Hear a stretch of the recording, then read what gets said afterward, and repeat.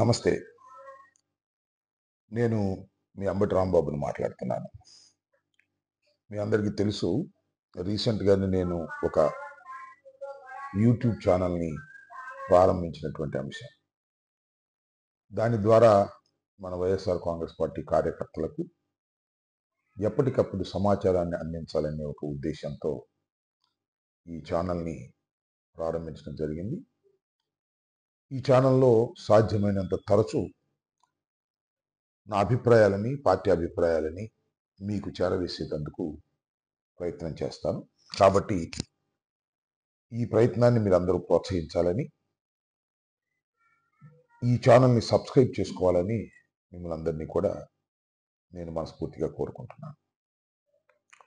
ఈరోజు ఒక విషయాన్ని మీతో షేర్ చేసుకోవాలని మీ ముందుకు నేను రావటం జరిగింది.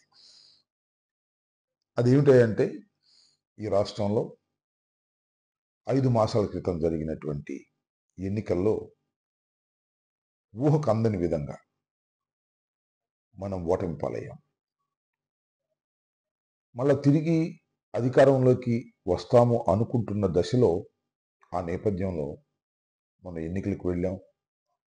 ఎన్నికలు చాలా పర్ఫెక్ట్‌గా చేసుకున్నాం అనేటువంటి భావన నాకుంది. కానీ రిజల్ట్స్ చూస్తే ఆశ్చర్యకరమైనటువంటి రిజల్ట్స్ రావడం, నమ్మశక్యం కానటువంటి రిజల్ట్స్ రావటం, కేవలం 11 సీట్లకు మాత్రమే 175 ఉన్నటువంటి ఈ అసెంబ్లీలో 11 సీట్లకు మాత్రమే మనం పరిమితం కావటం కొంత ఆశ్చర్యాన్ని, తీవ్రమైన బాధను కలిగించింది. సరే, దీని మీద రకరకాల భిన్నాభిప్రాయాలున్నాయి. ప్రజలు మనకు బాగానే ఓట్లు వేశారు గానీ, ఎక్కడో ఏదో మోసం జరిగిందని.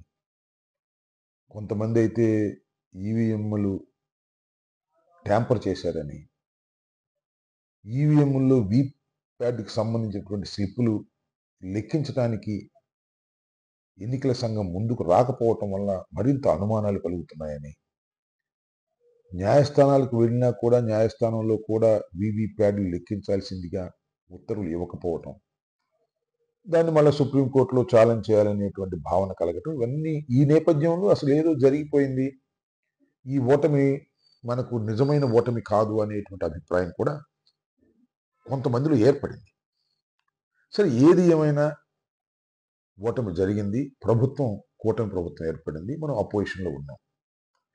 కాసేపు ఈవీఎంలు బాగానే జరిగాయి, నిజంగానే ఇది మనకు ప్రజా వ్యతిరేకత అని అనుకునే మనం ముందుకు సాగుదాం అనేది నా అభిప్రాయం.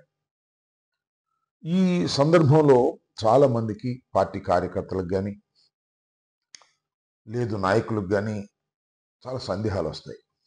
ఏందసలు ఈ ఓటమేంటి? మళ్ళా అధికారంలోకి మనకు వస్తామా?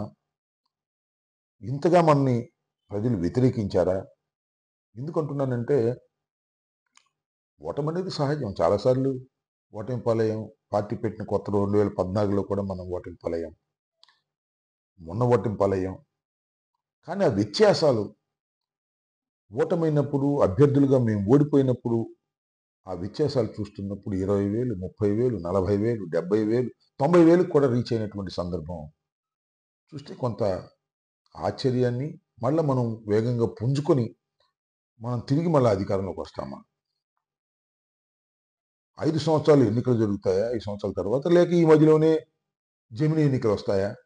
ఇలాంటి సందేహాలు, అనుమానాలు ఉన్నాయి. చర్చ కూడా విపరీతంగా జరుగుతా ఉన్నది. ఇక్కడ మనం గమనించాల్సింది ఏమిటంటే, తిరిగి మళ్ళా ఈ రాష్ట్రంలో మనం అధికారంలోకి రాబోతున్నాము అనేది నా అభిప్రాయం.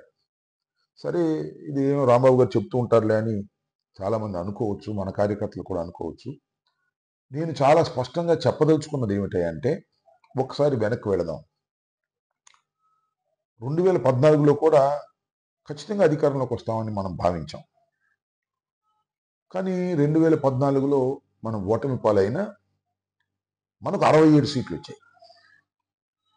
67 సీట్లు కూడా వచ్చిన తర్వాత మన అపోజిషన్ రోల్ని చాలా కీలకంగా మనం చేశాం. చంద్రబాబు నాయుడు గారు ఏం చేశారంటే, మనలో నుంచి ఒక 23 మందిని తీసేసి తాను అసలు మన పార్టీని కొలాప్స్ చేయాలనేటువంటి ఒక దురుద్దేశంతో తీవ్రమైనటువంటి ప్రయత్నం చేశాడు. 23 వెళ్ళారు. దానిలో కొంతమంది మంత్రులయ్యారు. కొంతమంది మన రోజు దూషించారు. మళ్ళా జరిగిన తర్వాత ఎన్నికలు ఆ రోజున జరిగినటువంటి ఎన్నికలు 2014లో మనకు వచ్చినటువంటి ఓట్ షేరు 44.58. ఆ రోజున జనసేన తెలుగుదేశంతో కలిసి ఉంది. బీజేపీ కలిసి సపరేట్గా పోటీ చేసింది. వారికి వచ్చినటువంటి మొత్తం ఎంత అంటే 46.79. మనం కేవలం ఒక 2 మాత్రమే వారికి ఎక్కువ శాతం రావడంతో వారు అధికారంలోకి వచ్చారు. నాకున్న సమాచారం మేరకు చెప్పిన దీన్ని తప్పు ఉంటే సరి చేసుకున్నాం. వెరీ నేరోలో మనం ఆ రోజున అధికారం కోల్పోయాం. అప్పుడు 44.58తో మనం అధికారం కోల్పోయాం. మళ్ళా తర్వాత మళ్ళా జరిగినటువంటి ఎన్నికలు మీ అందరికీ తెలుసు. మనం పెద్ద ఎత్తున విజయం సాధించాం. 151 సీట్లను కైవసం చేసుకున్నాం. ఇది కూడా ఆశ్చర్యకరమైనటువంటి విషయమే. చంద్రబాబు నాయుడు గారు కూడా చాలా ఆశ్చర్యపోయాడు. ఏంటి 151 సీట్లు వచ్చాయి అని. అప్పుడు ఏంటంటే జనసేన సపరేట్గా పోటీ చేసింది. భారతీయ జనతా సపరేట్గా పోటీ చేసింది. కూటమి విడిపోయింది. మనం అత్యధికమైనటువంటి మెజారిటీతో మనం గెలుపొందటం కూడా జరిగింది.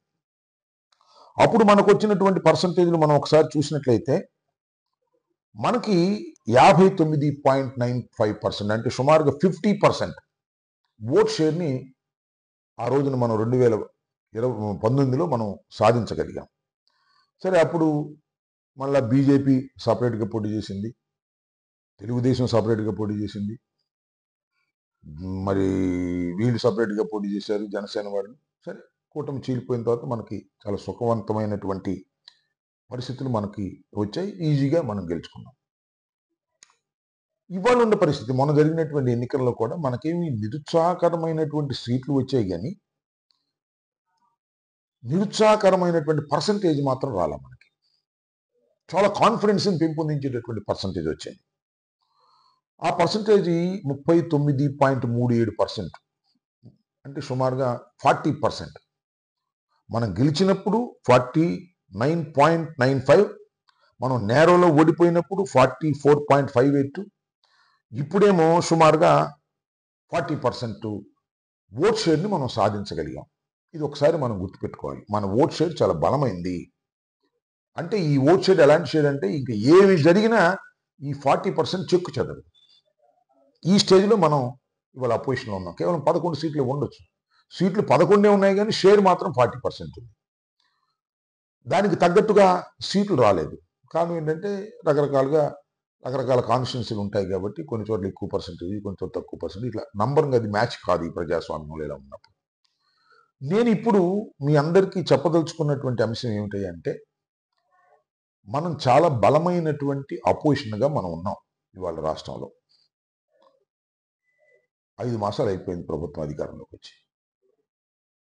చంద్రబాబు నాయుడు గారు ఇవాళ ఏదో చెప్తున్నాడు. మొన్న ఎక్కడో నిన్న పేపర్లు చూశాను.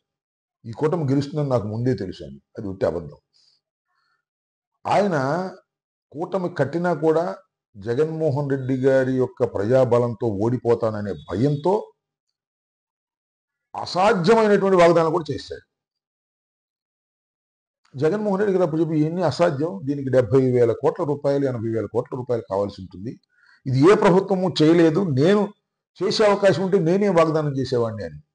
అలా చాలా అడ్డగోలుగా వాగ్దానాలు చేసేశారు. కూటమి కట్టినా, ముగ్గురు కలిసి ప్రయత్నం చేసినా ఓడిపోతామనే భయంతో చాలా వాగ్దానాలు, అసాధ్యమైనటువంటి వాగ్దానాలు, రాష్ట్ర పరిస్థితికి ఆర్థిక పరిస్థితికి తట్టుకోలేనటువంటి వాగ్దానాలు చేశారు. అధికారంలోకి వచ్చారు. ఆ రోజున ఓటమి భయంతో వాగ్దానాలు చేశారు. ఇప్పుడు ఏమంటారంటే ఆ వాగ్దానాలు చూస్తుంటే నాకు భయం వేస్తుంది అంటున్నాడు. అంటే మాట తప్పేటటువంటి పరిస్థితికి వచ్చేది. ఇది సహజం. చంద్రబాబు నాయుడు గారి నైజమే అంత. మాట ఇస్తాడు, ఎన్నిక అయిపోయిన తర్వాత మాటని అమలు చేయడు. ఇది ఆయన నైజం, ఆయన చరిత్ర కూడా.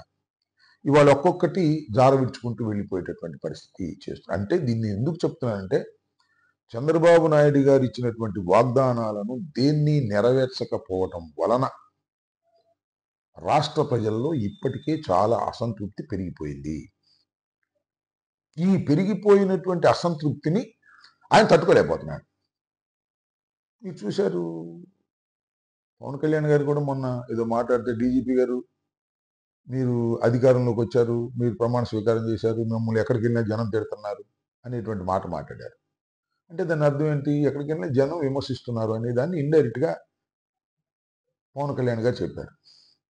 చంద్రబాబు నాయుడు గారు కూడా చాలా సందర్భాల్లో ఒక రకమైనటువంటి అసంతృప్తిని వ్యక్తం చేస్తున్నారు ప్రజల మధ్యన.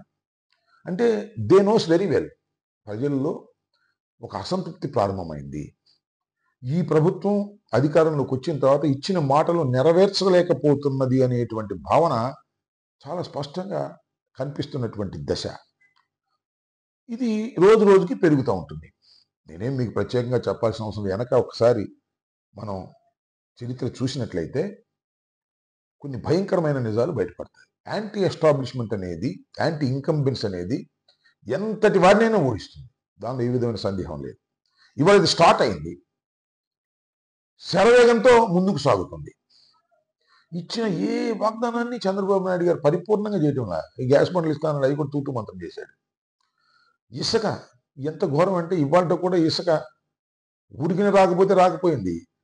వైఎస్ఆర్ కాంగ్రెస్ పార్టీ అధికారంలో ఉన్నప్పుడు వచ్చిన రేటుకు కూడా ఇసుక రానటువంటి పరిస్థితి వాళ్ళు ఏర్పడింది.